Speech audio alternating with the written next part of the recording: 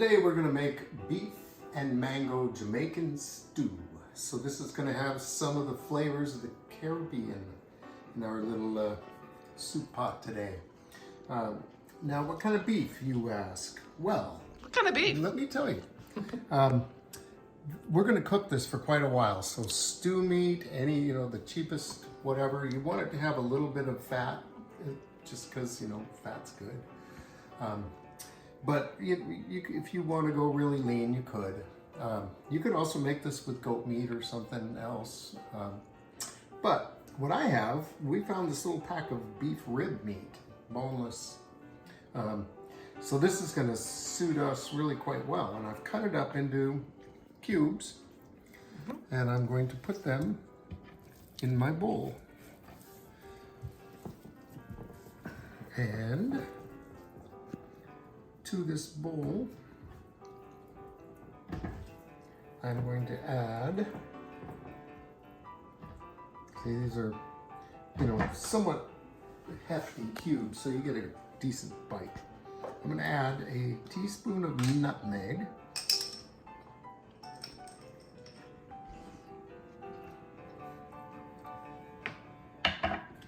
a tablespoon of curry powder, and this is Shack curry powder. There's a video on how to make it.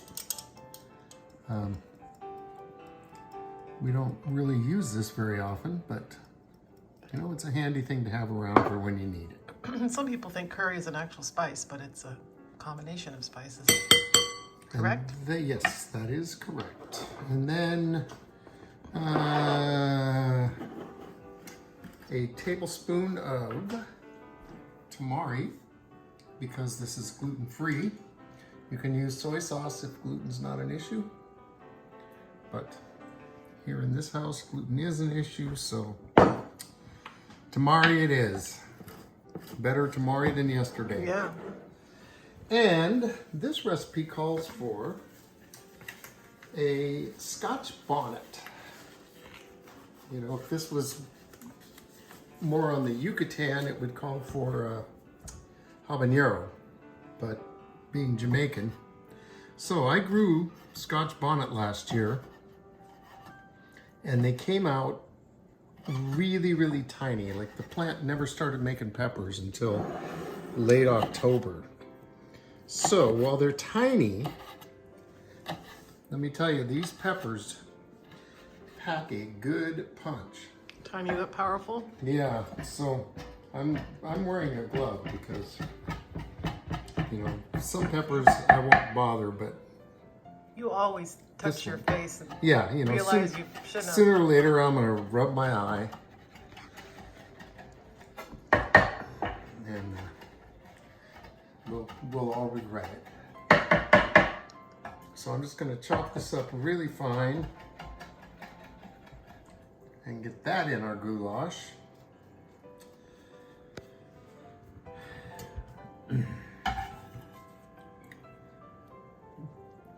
And lastly, we're going to have a little bit of salt and pepper.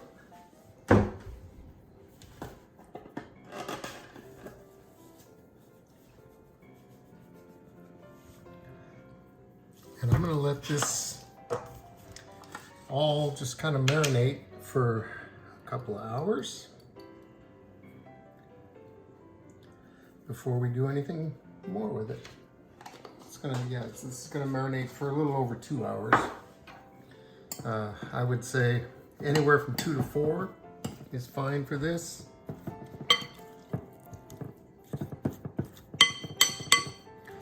And I'm just gonna get some of that flavor worked into the meat. And that's that part. So we'll come back and cook this up in a little while when it's closer to dinner time. Right, so it's not really time to start cooking yet, but there's a lot of prep to be done, so I want to get it out of the way. So the rest of our ingredients that we're going to be putting into this puppy, we've got 1 onion that's going to be sliced very thinly, 4 tomatoes that are going to be chopped up, The russet potato is going to be peeled and chopped up into chunks. I've got 5 cloves of garlic that I'm going to put in our garlic masherator and mash them. I have 1.5 tablespoons of tomato paste. Now, you know, the thing about tomato paste is you open the can, something calls for 2 tablespoons or some quarter cup or whatever. You open the can, you use it, and then what do you do with the rest of the can, right? So what we do is we freeze it in cubes. Sometimes 2 tablespoons, sometimes a quarter cup.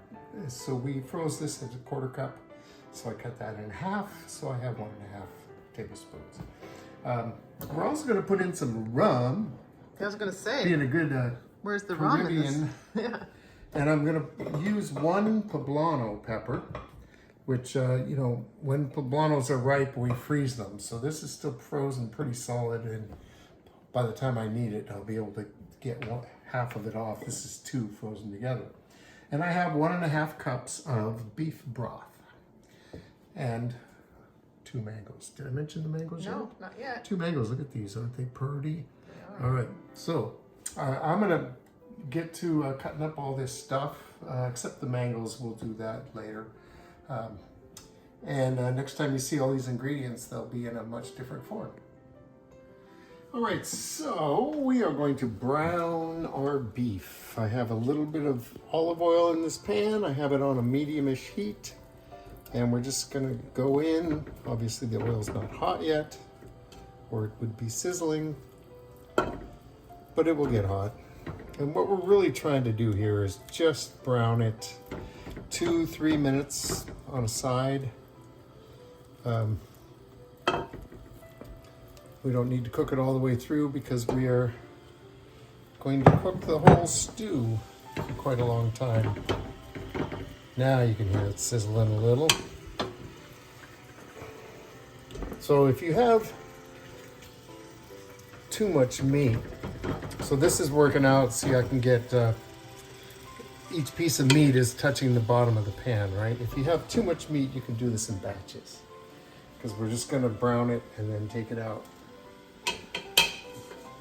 So, this is gonna be really boring. It's like watching meat cook. So we'll come back when the meat. So this is just about there. I actually go in here and turn each piece over with the tongs so that I get brown on both sides. And we're just about there. So the next thing is to transfer this all to a plate. And probably a better tool, but since I already got this birdie. I have a feeling that meat's gonna be pretty tender. Oh, I think so. This Being rib meat. Yeah. I've never heard of such a cut before. I know. It's Might be kinda good weird. for like stroganoff. I don't know. Yeah. Let me cook a while it gets tender. Yeah, and easy to slice thin across the grain. You can see just from the spices that went on here, we've already got a gravy going. And next, we're going to put in our onions and garlic. I'm going to turn this down just a bit. So I'm going to go in with our onions. You see, I sliced them very thin and then cut that in half. And garlic.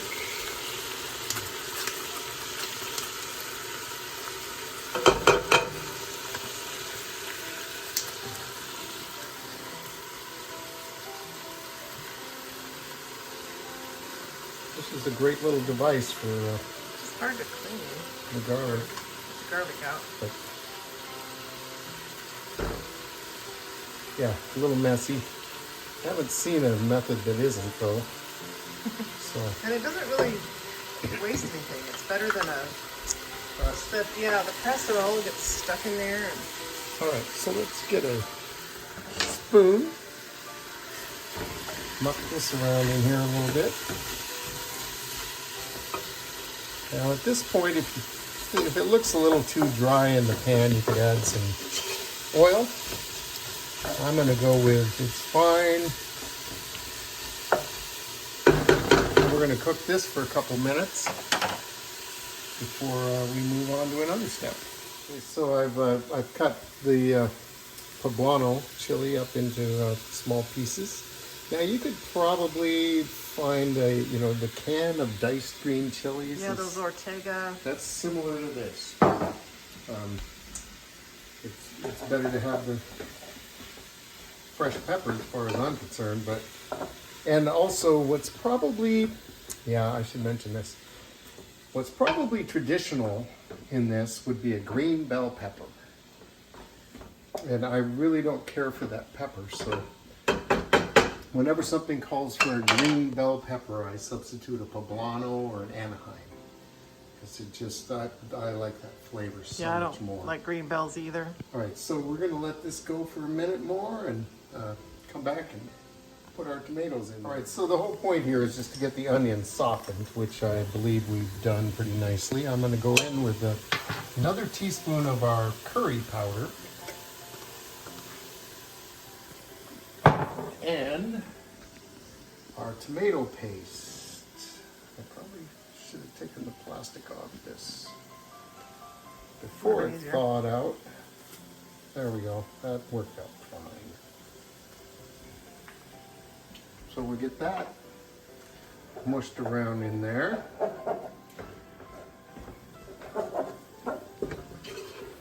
It's okay if that cooks a little, that's not a problem. And then we're going to go in with our tomatoes. Now, originally I had said 4 tomatoes, but these tomatoes were big, and so I only used 3. I still have 1 left. Maybe 4 Romas, which are good for cooking too. Something smaller would be 4, but this is a lot of tomato Spicy's getting me. for the amount of meat. But this has a long time to cook, and the tomatoes do cook down nicely. So we'll see what happens with these bad boys. So now we're going to cook this for about 5 minutes. I'm going to turn that back up because we just cooled it down a lot. Cook this for about 5 minutes and come back. All right, so this is nicely all just kind of mushing together. So I'm going to add the meat back in. Ooh, juicy. Mm-hmm. And I'm going to add to that the potato, which I've cut up into chunks. Our 1.5 cups of beef broth. It's still in the thawing process. And that's a nice gelatinous part. yeah, you want that had a lot of that. It really did. That was a 36-hour bone broth that really, really delicious. We had it in the soup last night. It was really good. And now our 2 ounces of rum. I'm using a Jamaican dark rum. You could use a light rum if you'd like. I figure, let's get the flavor, the dark rum flavor in here, so if we're going to use rum. And that's that. Now this is going to come back up to temp, and we're just going to simmer this. We're not going to, you don't want this to boil hard or anything. This is going to simmer, and for over an hour. And then we're going to add the mango and a little bit of thyme and cook it some more. And that's going to be our entire stew. So now I'm going to show you how to cut a mango. Okay, the mango is a beautiful thing. Just a couple days ago, we were in Mexico and we ate one of these things. Just about twice the size of that. yeah, just straight up cut it and eat it. And it So was good. It was really good. It's one of my favorite things about tropical travel. It's getting into the mangoes. So, so a mango has a wide side and a skinny side. And inside there's a seed that echoes that. So I'm cutting right down the edge of the seed. And there's the seed. And I'm, you know, I know that it's going to be on the skinny side. Your Yep, fingers are got it. close. So there we have it. That's the seed. This is all great stuff right around it. You peel it, and you know, if you're the chef, or you have a very lucky child or lucky spouse or something, they can eat that. But I'm gonna try and get the meat off it for our stew here, because I think this is what makes this a little bit unique.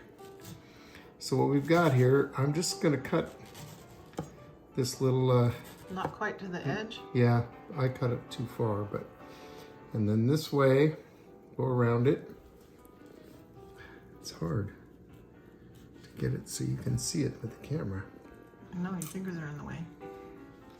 And then when you turn it inside out, all these little pieces of mango are just ready to pop right off of there. And these are what we're going to put in our stew. So there you have it. I've got another mango to do this to.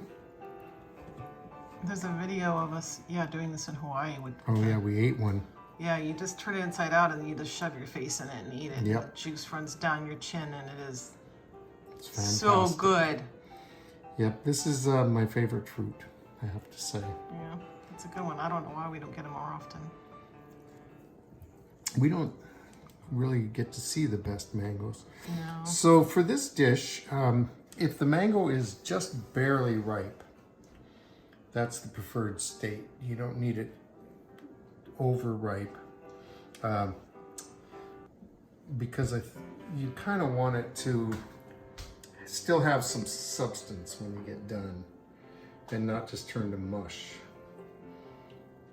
Yeah, we have some in the freezer, but probably the frozen one's going to be a mushy That'll version. mush out when it thaws out. I mean, Probably. it'd be fine. It's still going to taste good. It's a Yeah. mango, for goodness sake. But so if you don't cut all the way, see, I cut all the way to the edge or through the skin, and that's what you don't really want to Yeah, do. it's tricky.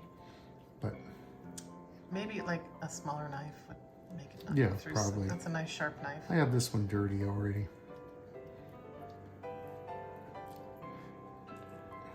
But you know, this stuff, it looks terrible, doesn't it? I know, my mouth's gonna have to wipe the drool off This the is counter. it's going in our stew. Okay, so I have another mango to do that too. And I'll just get to it. Right, so our stew is going along here. It's pretty liquidy. I set the lid ajar so that some of the steam could escape and this will cook down just a little. Yeah, you can probably just leave it off now. It's looking pretty good. And it smells delicious and it tastes delicious. So I have my 2 mangoes chunked up, and I also have some thyme. This is from our garden. It's about 4 sprigs of thyme, I guess. And this all goes in here, and this will cook in our stew for the last half hour. And there you have it. That's our thing there. I think it's going to be absolutely delicious. I think so too.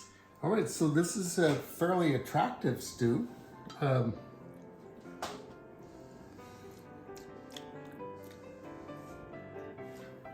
So I'm not sure if it's going to be better with a little acid added or if it's just fine. I mean, it tastes really good. So Spicy? What's it taste like? Oh, yeah, it's spicy. Boo.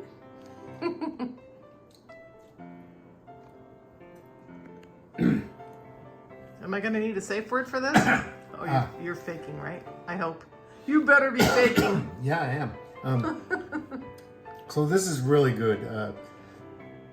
I think the lime, you have to decide for yourself if you want to add it. Oh, okay. Now I'm really worried about this. It's super delicious to me. It's spicy, but it's not as spicy as last night's. Okay. So, food with a kick is good. It's what I'm into. So, thank you so much for watching Two Cooks in the Kitchen. Subscribe and you'll see all of our motley antics. And we'll see you next time.